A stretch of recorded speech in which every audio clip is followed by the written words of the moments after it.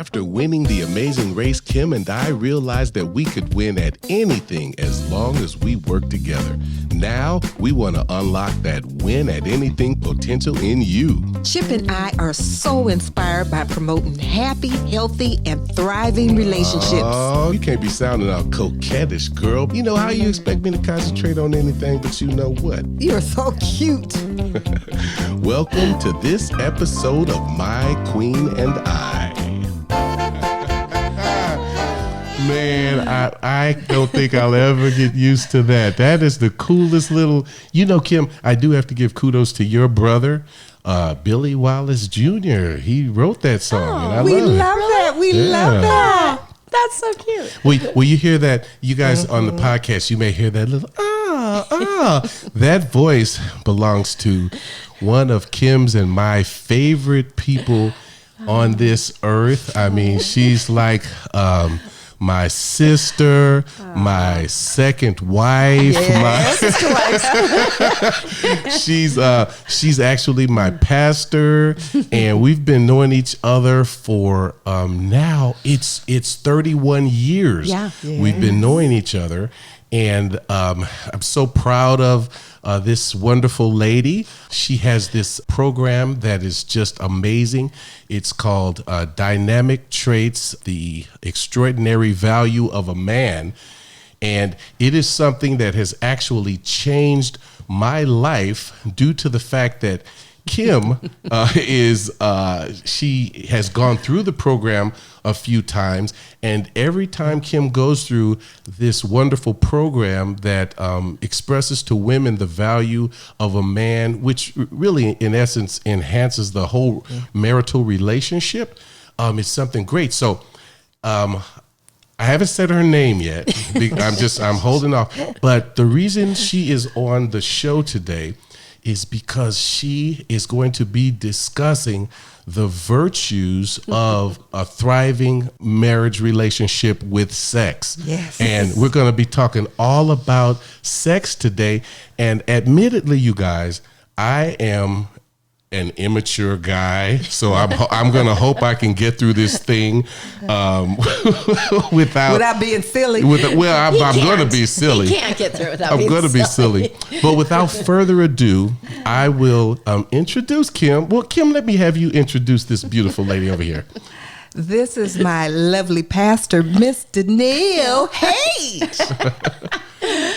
Thank you. Danielle, thank you for being on the show. Really, we're just going to open it up to you right now. Okay, Danielle. So the first question I have, is it okay if I have the first question, Kimmy? Yes. Okay, thank you. How important is it for a woman to have an orgasm every time she has sex? Okay, so I can't answer for all women because all women are different, but I think it's really important to men that they bring a woman to an orgasm because, you know, it's kind of gotten, I think, in this day and age where, you know, if she has an orgasm, then it has everything to do with the man's technique. And men are competitive and they want to win. and, you know, some men will keep a woman up all night just to make sure they get that end result, the big O. I think a lot of times it's probably more important to men that she has one than it is women, because women connect and bond just through the foreplay, through the touch, through the affection, the holding, and you know they can be satisfied and feel like they had great sex even if they don't reach an orgasm every time, which is very different for men, because if men don't have an orgasm, they don't have a release. It's like it could be painful for a man. It's different for women. So because of a man's experience with his own, he feels like a woman needs that exact same thing, and we don't. Not that we don't want one, mind you. Okay, That's key. but don't you think it's different? It just depends on the day, the time that you're having sex, and you know, there's some times where a woman might say, "No, I need to have a good orgasm tonight," and then there's other times where it's, "Hey, you know, let's just hold me, and let's just kiss, rub my back, and I'll be good." You know? So I think it's individual. Yeah. So, I guess, yeah, because I'm just going to ask, because I have you here, and just so you know, my background, there was no books, 16 when I started. Yeah. I'm on my career to sex. Yeah, career. It's not like my dad took me aside, son, here's what you have to do. Or my mom, shoot, she didn't even say the word sex in front of me, you know. Right. So, you know, you kind of learn as you go along. And there is really like no friends. I have friends that are my great friends today. Still to this day, I have not had one of those conversations. Now, of course, you could go on. There's a myriad of resources, especially with the advent of the internet and social media and all that. Right. But, you know, just really in the formative years, it was just, you know, just do your thing until you either get applauded or you get kicked out of bed. Well, you know? And like Chip was saying, in our community, I would say maybe it was just community. My parents, they would rather have died than talked about sex to us, period. Right. We did not have that, period. Right. You know, we had to literally learn in the streets what was going on. Yeah. You know, our friends would say different things, but I really can't remember explicitly my mother or my dad sitting us down. Well, my father would have never done that. But my mother sitting us down and telling us, okay, this is what happens with sex. This is how you do it. But of course, back then we did the little silly class in the elementary school when we were in fifth grade. But that didn't tell you about that told you how to make babies. That didn't tell you how to enjoy sex. The birds and the bees. Okay, that's what it was, the birds and the bees. But there was no way for us to learn how to go about doing sex. You had to figure it out on your own. Or learn from your friends who are also 12. But the only reason I set that up like that, by telling you how, and Daniel, yours was similar. The only reason I said that is because you still didn't answer my question the way I wanted it answered. Okay. Does a woman need to have an orgasm every time? I think you said yes and no, depending on. It depends on the woman. So what would happen to that woman who has to have an orgasm? And she doesn't every time. Well, I think the man needs to learn how to bring her to an orgasm. And I have heard from many women. They'll say, you know, that they don't particularly care for sex. And what I think is because the man doesn't know how to get her stimulated. Because I think if a woman gets stimulated and can have an orgasm, they will want sex every single time a man wants it. Well, Danielle, that brings me to my question. Isn't it very important, the whole act of foreplay? I mean, that goes on for a long time, just not the actual act. Right. And for a woman, all of that is warming her up to the actual act. But for men, you know, they say women are crock pots, men are microwaves. Like a man's just like, jump in, let's do it now. They don't need a lot of warming up, right? But for women, you know, I hear people all the time say, it doesn't start in the bedroom. The foreplay starts in the morning, in the kitchen. Right. Through text messages and little phone calls and flirtations and telling her how beautiful she is and so when we get to the bed, you should be ready by then. No, I'm just if you're doing your job, she will be. But I know when Steve and I first got married, we got married young, and I think you get your view on sex dependent on how you were raised, what your parents did or did not teach you. In my home, it was taboo. We didn't talk about it. I thought if my parents know right around 12, 13, when you're starting to show an interest after puberty, if they know I know anything or that my friends talk about it, I'll be in so much trouble. I didn't want them to know I knew because I'd be in trouble. That's what I thought. Somehow I picked that nonverbal up. And all I remember my mom is saying, don't ever kiss a boy because it leads to other things. Yes. I never knew what other things meant. I don't even start kissing because it leads to other things. I remember that same talk. Like, what could that lead to? It's just a kiss. Like, she never explained. And I think parents back then, I don't know, maybe it was just, our families, but didn't know how. For me, when I raised my kids, I had the birds and the bees talk. I would answer any question they had because I wanted them to feel free and open and to know that sex isn't a dirty, nasty thing, that you can come to mom and dad. We will teach you anything you want to know. I don't want them learning from their 14-year-old friends about sex. I want them to learn the right way and how sacred it is and how precious it is. for a married couple. So we did things a little bit different. Daniel, you just had mentioned sacred, and I want to know too, because I think a lot of Christian women, you know, who are raised in the church, who are raised in the Bible, what does God say about sex? Yeah. Well, I think sex is God's gift to us. I think it is a beautiful gift. I think the enemy and the world has taken it and distorted it and made it something ugly and nasty and perverted, like the enemy does with every gift that God gives us. And so people feel embarrassed to talk about it. They think it's something nasty. It's only for behind closed doors. And I think especially in the church, people are afraid to talk about it, which is where we should learn about it. It's a gift from God. But I know in the Song of Solomon that, because there's a lot of Christian camps that will say oral sex is wrong. Anything besides a missionary position is wrong. And I've heard people actually teach that. And we always thought, but the marriage bed is undefiled. The Bible says the marriage bed is undefiled. Whatever you two are in agreement on is okay in the bedroom. And so, you know, we never thought oral sex was bad. In the Song of Solomon, there's a scripture that says that and I'm going to say it wrong, but we can taste of the fruit of the tree, and a lot of theologians believe that they're talking about oral sex for the man and for the woman there. When you said we, did you mean we as you and Steve as a married couple, or when you were younger you never thought oral sex was bad?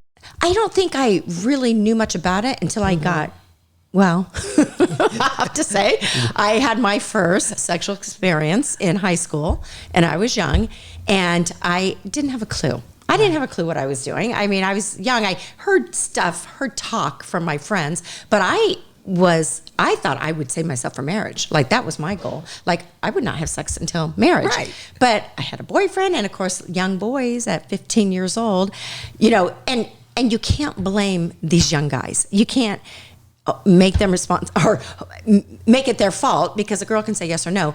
But something that's really important to know, I think, is that testosterone, you know, fuels the sex drive. And like a boy at 9 years old, when he's just right before puberty's right about 10 and a half, 11 and a half. If testosterone was beer, 9-year-old boy would be getting a cup of beer a day. A 15-year-old boy, 2 gallons of beer Right. a day at 15 years old. That goes right into their system, and they cannot help but think about sex and female body parts. They can't help themselves. And a lot of times women will, and moms will say, oh, you're dirty, or you're nasty, or how dare you be thinking or looking or noticing. They cannot help it. That's the way so you they're mean designed. when I discovered Jonathan, it wasn't bad because we became best friends? Jonathan. My dude. Your dude has a name? You're named him Jonathan? Ah, isn't that cute? This is the first I heard. What are you talking Man, about? you know I'm just stupid. You knew he couldn't help himself. You know his name is Herman. I thought it was Willie. Isn't there a Willie? Free Willie. Right. No, but Daniel, I have to go back a little bit. Wait, so just to quickly finish that. Anyway, so my boyfriend at 15, 16 years old, he was pushing it. And, you know, and I was like, no. But he pushed until I finally gave in. Didn't have a clue what I was doing. We were both learning. Like, he wasn't an expert at all. So it's like we were kind of feeling it out. And I don't know if you want me to go ahead. Yes, I do. Talking about oral sex, as a 15-year-old, unless someone has taught you, you don't know what the heck you're doing. I did not know what a blowjob was. I didn't know how to give a blowjob. I literally thought it was blow, right? Oh, is that doing it? Is that doing it for you? I don't know. What? I mean, no one ever told me. So he kind of had to show me, and I don't even know if he really even knew. I don't know if it was his first one. I don't know. Oh, my God. Unless you have to figure it out. So again, that was a short-lived relationship. My next relationship, I was married at 19. Right. Again, very young, and still not knowing a whole lot about sex. And the man I married, my husband today, Steve, it wasn't like he had a lot of experience either. Right. Before marriage, and now I'm a Christian, and of course he is too. So we had to kind of learn and read and talk to close people that could kind of help us along, give us information, and figure it out. I had to figure out how the body worked. Right. Well, this reverend, a long time ago. You're not talking about Reverend Richard Pryor, pertaining to oral sex, he said, "F how, just don't bite." You know, but anyway, I knew something crazy was coming up. No, but I digress. But no, what I was going back to, and thank you for that. Okay. But what I was going back to is, you told your children about sex, and you didn't hold anything back. Did you actually go into depth of telling your daughters or your son how to please their husbands? Here's what we did, because we started them young. We didn't ever tell them anything unless they asked, and we answered the question. That was it. We didn't go on and on and on. We just, and kids are simple. How do you make babies? Well, mommy and daddies come together and they love each other, and in that moment, that was enough. And then when they would ask, the more curious they got, the more we would say. But we would only tell them whatever their level of interest was. Because you have to be careful. You don't want to give a young, innocent kid too much information. Right. You only tell them what they need to know, basically. We did talk about how, you save yourself to marriage, and how it is a sacred gift that for a woman giving a gift of her body to a man. We taught them all the biblical stuff around, no premarital sex and all that. But you can only teach them so much, and then they eventually have to choose for themselves. They have to own, am I going to save myself or not? And then their responsibility lies with them. But again, more involved information. So it never came into, I'm talking about the sex education. You could kind of get that from school and all that. Yes. But I'm talking about the actual, policing of that. They didn't ask you stuff like that, I guess. Not until my first daughter was married. When she got married, because now now you could talk about it, and if she asked questions or wanted to know, then I would definitely talk to her about how that. does a female really pleasure a male? How does a male really pleasure a female without having to go look at X-rated movies or something, pornography? Well, and see, that's the thing that I teach in my classes too, even in the men's course, is that you don't have to look at pornography to figure out, because we have to remember with pornography, those women get paid. They're doing things. So they're putting on an act. They're doing things. They're performing. I wouldn't say every woman in pornography enjoys what she's doing. She's getting paid to do some of that stuff. But men that look at pornography think, oh, that's what a woman should do. And that's how it's done. No, that's not reality. That's pornography. I don't think that's a good way for a man to learn how to have sex, or a woman. There are books and good, clean, informational videos and books that are not pornography that teach men about a woman's body, teach her, where to touch. This is what is going to pleasure her. Teach women. I mean, I don't know if you guys have ever Googled. You can get a lot of information on Google. That's not bad. It's not nasty. It's not pornography. It's just information. How to give a blowjob. Here's what it takes. This is, really, there's everything out there. Well, we didn't know about those kind of books when we were growing up, right? We didn't. Well, here's the thing. I don't know if you know this or not, Danielle, but where Kim and I, and we've spoken about it before, where we grew up in inner city Los Angeles, oh my God, oral sex was taboo. Yeah. It was like taboo. It was like the worst. And we used to think that, anybody that did it was terrible. It wouldn't feel good. Right. What liars, And when we found out, but you know what we did hear? We heard that black people don't do it. Oh, yeah. But isn't that interesting? But they do it. Yeah. And then that's when you saw a whole bunch of brothers jumping ship. Yeah. But I also coming into that Christian world, there were camps that said that there's only one position that is okay. Man on top or woman on top, and that's it. I mean, and it's almost like you're shamed if you do move outside of that arena or something. Yeah. And again, I think the marriage bed is undefiled, whatever you two agree on. I would say if something is painful or a woman doesn't want to do it, a man should never force a woman to do anything she doesn't like or doesn't feel good. I think they definitely need to be in unity for it to be pleasurable for both. In different cultures, third world countries, there's a thing where it's not about a woman being pleasured at all. It's only about the man being pleasured. I mean, and then if you go even in Africa, some countries there, and I don't know why this is, but they even have surgeries to remove the woman's clitoris for her not to have pleasure, so she won't cheat or something. Isn't that horrible? Ooh, that's abusive, horrible. Yeah. I can't even imagine. No.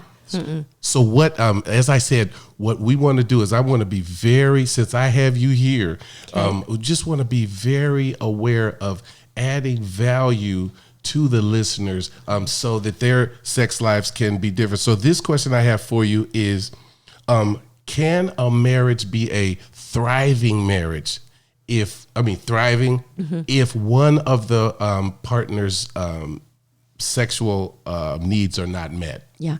Well, I think, one of the great awesome things about having a partner in marriage is that you both want to meet each other's needs. You want your needs met and you want to be able to meet each other's needs. I don't think because we're human and we're flawed that we have the ability to meet every need. And so I think it just depends on what you agree on. Because, I used to think, and I think I was taught at a young married age, again, I got married very young, that you had to have sex a certain amount of times a week if your marriage was good. And if you didn't, then something's wrong. But 7. 7 times a week, right? 7 times. Well, that brings me to, because some people schedule out sex. Oh. Yeah. I mean, they put it in their journal. Right. This is in my book. I'm scheduling it there. Yeah. I mean, those are blue personalities. They work on a schedule. They have this one where they have a 30-day sex challenge, and I'm telling you, Kim gets on my case because she thinks I always want it. She thinks I always want it. I don't really. She doesn't really know. You don't. No, but guess what? The most he pretends like he does. The most unsexy thing to me would be where I have a challenge where I got to do it every day for 30 days, even if I'm doing it. I want to. no, yeah, because it's so. That's pressure. But then I guess it is. But pressure. then I had to think, and I think maybe you told me this. You said for a person who doesn't have it at all, that would be something great. But yeah, well, if they're trying to work on their marriage, because it's said, and I think research shows that the more sex you have, the more you want it. But the less sex you have, pretty soon it's almost like you dry up. You just like muscles. You don't use it, you lose it. Kind of thing. Right. And I do find that to be true. The more you have, the more you want it. So that might be how to get someone kickstarted into having it. But going back to what I was saying, that I thought if we didn't have sex a certain amount of times a week or a month, that something would be wrong with our marriage. And I bought that. Hook, line, and sinker. So I remember, and it was never an issue or problem. My husband had insatiable sex drive, and I would always hear how later on in life that sex drive kind of starts to diminish. And I thought, never for this guy. And again, every man's sex drive is different, all depending on testosterone levels. But I have found as we've gotten older, that it's not as often or as much, and we're both okay with that. And so that thing but for a while I was like, is something wrong? Oh wait, we didn't have it once this week, or we didn't have it twice, Right, and I started getting worried and putting pressure on him, and he travels a lot, and he was getting older, and then I heard one of the an interview with, I don't know if it's an expert or sex expert or what, but they said, hormones drive sex. And what if, because hormones shift and change as you age, what if you just don't need as much as you used to, and you're both in agreement and you're both okay? Does that mean something's wrong if you don't have sex twice a week, every week? If you're both satisfied and okay. Right. And it set me free. I went, oh, yeah, what is this lie? I mean, who sets the standard? Who says you have to have sex this many times a week? It depends on the couple. I love that. And usually men want sex more because they have higher testosterone levels. For women, we might feel like it 1 or 2 days out of a month because of our hormones around our menstrual cycles. Don't say that in front of him. Don't say that. Right. But for a man, sex is like a meal. It's like, how many times a day do you eat? 3. You're hungry 3 times a day. Mm-hmm. And if sex is like a meal, he can have sex 3 times a day. And probably likes dessert and an appetizer too. That would make 5 times a day. So if a woman is withholding and her man is hungry, and you love your man, you want to please him. Yeah. So you've got to find a way that works for both of you where he's pleased. Like there it kind of goes back to women need an orgasm. Do we need sex as much as man? No, we don't. And again, depending on the woman, some women, have a higher libido than other women. It all just depends on you. Okay, Neil, here's a question for you. Okay, shut up. How about this? How about this woman who really has a strong sex drive, and her husband, it's not like he's impotent or anything, but he just, and I know you can't, it's specific to the woman, right. But generally, what can a woman do to make her husband more interested in her? Yeah. Well, and it's amazing because I hear that a lot when I teach my classes. Women will take me aside and they'll say, I want sex, but he never does. And I think a lot of people are surprised to hear that because we're so used to hearing the man always wants it. But and I always ask, how old is he first? And it's always men over 50. Okay, it's not because the testosterone levels are way higher when they're younger, and they start to diminish as they get older. And I have told the women, has he been checked as far as his hormones, for his testosterone levels? Because if he doesn't have any testosterone, he's not going to be horny. He's not going to want sex.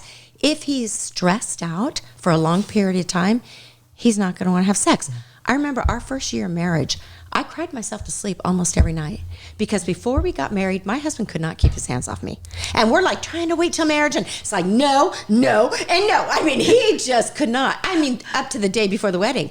We get married, and, of course, we have our honeymoon and everything. But shortly after that, pretty soon, he didn't have this kind of sex drive he had before. And I was like, what happened? Is it me? So, you thought something was wrong with you. I couldn't believe it. But he was so stressed. And it was probably about 4 to 6 months into marriage, because 4 months into marriage, I got pregnant. And he was like, oh my God, we're so young. We weren't going to have kids for 5 years. Now I'm pregnant. Oh my gosh. Now I got a wife to support and now a child. And he became so stressed. He was changing jobs. And so his focus wasn't on sex. And so I always tell women, if you want to know what's going on in your husband's mind, find out where his single focus is, because men are so single focused. And what I realized that first year, it wasn't about me. He was stressed, thinking, how am I going to you wanted to take care of you and provide for this family? Now we're going to have a family, And now I'm getting up into my pregnancy. I quit work, so it's all on him. So and of course at that age I didn't know what I know now, and I did take it very personally. But it wasn't personal to me. He loved me, And I think depending on where you're at, and I know might be going in a different direction, so stop me if you want. But, it's like you have that honeymoon phase and you're young and sex is great. And then kids start coming and it starts to teeter off a bit because women are pregnant and they don't feel good about their bodies after they're pregnant, or they're breastfeeding. Their hormones are all over the place. They don't have a sex. They don't want that belongs to the baby. Don't touch that. So you go through that phase. They're exhausted because they're breastfeeding. Kids take up all their energy. And I noticed, and we had our 3 kids, and I noticed when I got up into close to 40, my sex drive turned on like it never had. And when I was baby making years, I was like, please don't touch me. And then, we would, but it was because I know he needed it. But when I got about 40, my kids are becoming more grown, more independent. Something changed in me. Definitely something changed in ours, because people will say, oh, the minute you get married, your sex life goes to hell. Our sex life got way better, way better. And it just kind of made this upward stride. And especially as my kids got older, because I was more free and I liked my body better after I got my shape back. And I thought it definitely changed. And then as you age, it again takes a downward turn. And I always tell men, make sure you get your hormones checked. Right. If you need testosterone, get testosterone. Yeah, Daniel, to that change. Point, I'm going to say something that'll hopefully be helpful to the couples out there. I have this friend who works out at our Renaissance Club Sport, best club in the world in the Lisa OVA. I love it. Named Raj, and Raj owns a male clinic, and I knew it, but he came up to me one day and said, Chip, have you ever had your testosterone checked? And I said, no, man, dude, because I said, man, you ain't got to worry about it, because Willie is fine, I'm Willie Jonathan, right, whatever his name is. I never named him, that's the thing. Just give it. I bet Kim has a little right. Oh, no, she calls him Big Dog. But anyway, CJ is here. Okay. Your son's right over there. Okay. That boy. He's heard it all before. But when he told me about it, I said, no, everything's fine. He said, man, I'm not talking about your Johnson boy. He said, no, you just get yourself, checked out. And I said, and anyway, he said, go on, I'll take care of it for you. So I went and got checked out, and I forgot the numbers now, but let's just say for a man my age, it was supposed to be at an 8 level. Okay. And of course, I'm making up these numbers because but mine was like at a 1 point something. Wow. Mine was so deficient, and I didn't. And seriously, as far as I was concerned with sex and everything, I don't know if it's any different. Wow. But for I remember my arms and everything. Everything was starting to kind of like, dang, I'm working out and nothing's happening. So when I found that out, I started getting testosterone shots once a week, and I've been doing so for about 2 years. Wow. And I'm telling you, maybe on the camera, so look at that. The arms, but well, it you changes. were tired. Yeah, You were tired. The tired. Right. But and the sex too is a little bit better, wasn't, but no, You just it's too Kim's much. so That's the only thing on his mind, 24/7. Well, you see all the jokes he was making. No, but here's the deal. So if you do want to know, ladies especially, just DM me or Kim, and because we can get you Roger's information, an awesome clinic. But I just, I'm even sharing a little bit of my personal life. But I've been getting up, and it's changed so many, things as far as energy, as far as the shape of my body, and plus I'm, hitting it regularly. Yeah, that's right. Well, and things, even before you're at the age where you might need testosterone, there's things that I think women need to know that kind of up a man's testosterone. Like when men are watching sports, there's a big testosterone release when it comes to sports. When men get excited about a win, a promotion, something they succeeded at, that ups their testosterone level. A good fight, a good argument will up a man's testosterone level. That's why makeup sex is always great, because you get in a good argument, a good fight, and your testosterone levels are rising. So, and then you have sex after, right?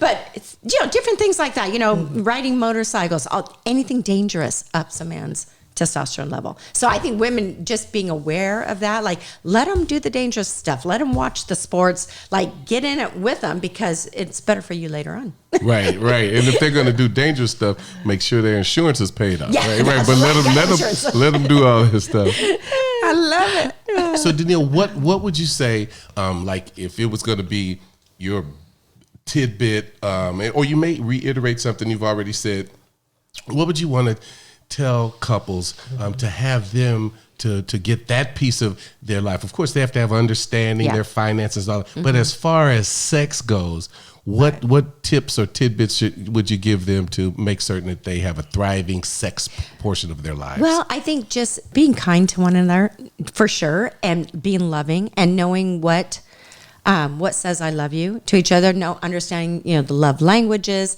trying to meet their needs that way, being, the banter, the flirtation. A lot of times we start to take each other for granted after we've been married for a little while, and we forget all the stuff it took to win her or win him after marriage. And I always say, what it took to win her is going to take to keep her. So you used to do all those little romantic things when you were dating. You've got to keep that stuff up. And I know when you're childbearing years, it makes it a little bit harder. But just, knowing where a woman likes to be touched. Everybody's got their sweet spot. And if you know that this is an area, her side or her back or her neck or where she likes to be kissed, and just being sensitive to one another. And people are tired. Women are working just as hard as men these days, and they're exhausted. And I will say, one of a woman's greatest unmet challenges is getting her needs met, because she's working full time. She's coming home. She clocks out of one job, clocks right back in when she gets home to take care of the kids, take care of the house. And I think men need to understand that women are exhausted. So all their oxytocin is being depleted, and oxytocin is the bonding hormone.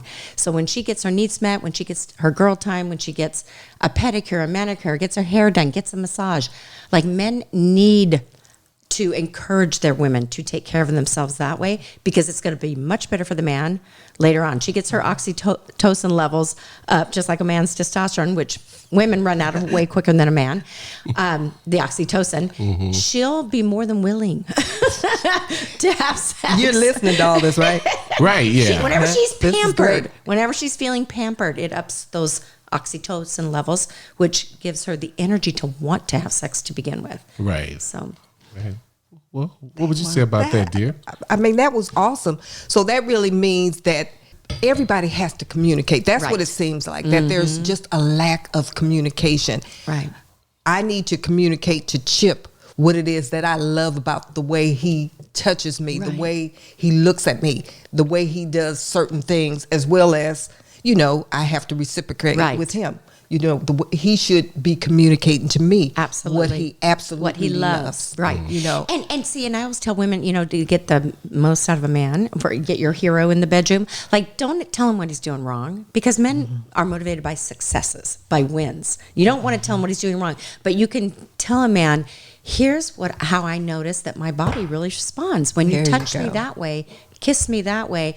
Linger a lot longer over there at that spot. I love it. Just say, I just noticed that, man, that was great. And you tell him everything he's doing right. And, I always say, and Chip, you can tell me if this is wrong or right, but men, they don't mind directions in the bedroom.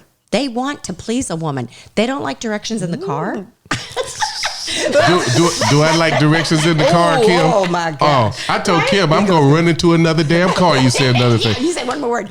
Yeah. Right, and that's why, I always tell couples, when you're in the evening, you're going out to dinner on a date, start talking about what's going to happen later.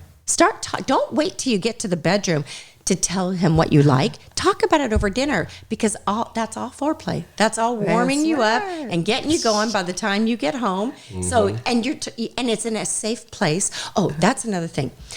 For a man to get the most out of a woman, for her to be vulnerable and uninhibited in the bedroom, her biggest need is to feel safe. When she feels safe, when she knows that you're not going to push or force or yank or tug, or that you're not going to hurt her, that, when she says enough is enough, or stop, or don't do that, that you absolutely are. Oh, do you think he knows the word stop? Do you have a safe word, Kim? What's your safe word? Pineapple. She says pineapple, you need to stop. But I think couples need to talk about that, because there might be things that are feeling really, really good to him that you're like, stop, that is too far, that doesn't feel right. Yeah, Danielle, I think that is very key, because I really do not think Kim and I have ever had a conversation per se, a point of conversation. Okay, Kim, what are your strong? We just do what we do. I'm excellent at it, but I like. Oh, I know what you like. But I do like what Danielle said. That is really good. And sometimes you do it. You start talking coquettishly while we're in the car, and you start saying sometimes. Yeah, okay. Damn, that's all I do. I'm going to tear you up. That's so sweet. Wait, that's all I do. Yeah. So you know how Kim likes it. She likes it rough. Oh, no. No, Talk to me, baby. Talk to me. No, Kim be trying to act like, no. Oh, go ahead, tear me up. Oh my gosh. Man. Well, Daniel, what would you like to leave the people with? Gosh. Your nugget or your just something to leave them with. You can reiterate something to make certain that they heard it or something new, but we just always want to add value to the people. Well, for the men, if you want a woman to be open to your touch, to your kiss, to your lick, to whatever you want to do. If you want her to be open and vulnerable and really open herself up and be uninhibited, she needs to feel safe with you. And she'll feel safe when she feels like you cherish her and you are her protector, her provider. And I would think to the women, you just have to remember that men need sex more than you do. And they're hungry. And they look at sex like a big old pizza. A pizza and a beer. Some men like a lot of pizza. We are having so much fun. Daniel, can I count on you? Can Kim and I count on you to come back if we ever invite you back? Absolutely. I love talking about sex. Okay. Awesome. Especially with you guys. It's fun. So here's the deal. Before we let you go, why don't you tell us what's coming up for you? Okay. So, I do a dynamic traits relationship series, and I do monthly classes and seminars, workshops. So my next one is coming up April 18th, and it's called The Language of Heroes. And it's for women about how to motivate a man or empower a man to meet your needs. And there's specific ways that you do that, and I'm going to go through those. I'm also at that particular workshop going to talk about the marriage myths. And I have about 11 or 12 myths of marriage that we did last time, and my husband and I do that together. It's just kind of fun. And then in May will be the second part, or I guess it would be part 3 of The Extraordinary Value of a Man, and that's for women only, and it's all about mating, dating, and relating. So we do get into the sex talk there. We bring a panel of men in at the end, and we ask them very pointed questions about how they view women regarding sex. It's always really, really fun. Well, awesome. Yeah. If you're out there and you're listening, I know you've heard some exciting things from our beloved guest here. Just contact us, let us know. But in April and May, she has these different seminars going on, and we will put you in contact with her, because wouldn't it be great if you could see her in person, because she's awesome. And I can attest to that, because when Kim comes back from her programs, at least for a good 2 weeks. No. Well, I love you, Daniel. Thank you so much. And honey, I love you to the moon and back. And love you too. Awesome. And for you, if she's truly your queen, you'll experience a little slice of heaven right here on earth. Love you guys. Bye-bye. The sponsor of this episode of My Queen and I was Dynamic Traits in Living Color. Ever wonder why people annoy you? Want a better understanding of why people do some of the things they do? Wouldn't you like to create harmony with the people you live, work, and play with? Go to the Apple App Store and download Dynamic Traits in Living Color right now. Bring out the best in you and the people you do life with. Android app available soon.